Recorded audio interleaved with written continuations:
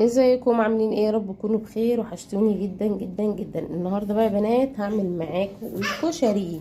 اول حاجه بقى دقيت التوم اهو وحطيته في الحله وحط عليه شويه زيت لحد ما يحمر، وانزل عليه بالطماطم. طبعا الطماطم انا عصرتها وحطيت معاها قرن فلفل وبصلايه اهي وصفيتها وجهزاها لحد ما البصل يحمر كده.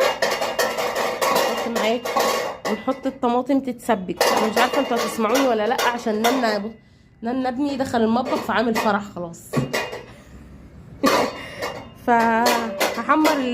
هحمر الثوم وارجع لكم تاني.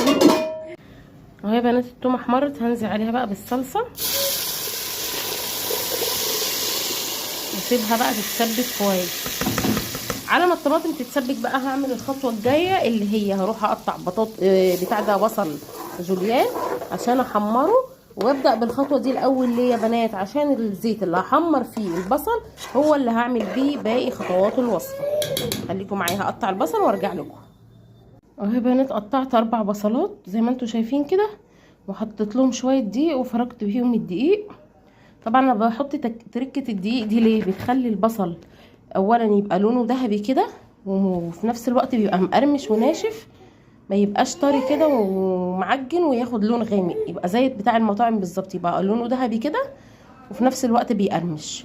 حطيت زيت اهو في الطاسه تسخن، وهقلي فيه البصل بتاعنا عشان الزيت اللي هيتفضل من البصل ده هنصفيه ونعمل بيه الرز ونسلق المكرونه ان شاء الله.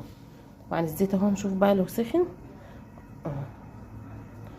لسه شويه، ونحط فيه البصل اهو يا بنات. هنزل البصل بتاعي في الزيت اهو لحد ما ياخد اللون اللي احنا عايزينه وينشف. لازم كميه الزيت تبقى شويه محترمين كده عشان البصل ما يتحرقش معاكم، ويبقى برضو طالع حلو لونه حلو ومقرمش. وكده كده الزيت مش هيخسر معاك، انت هتستخدميه في باقي الوصفه. بيدي طبعا تيست عالي جدا جدا جدا لما بتعملي بيه الرز مع العدس والمكرونه. هقلي بقى البصل وارجع لكم تاني بعد ما اخلص. اهو يا بنات خلصت كميه البصل.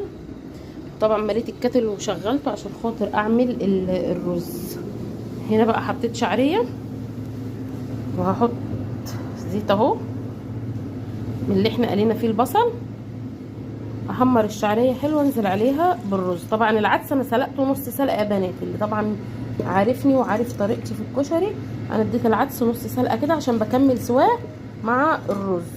وهنا بقى حطيت مكان الصلصه انا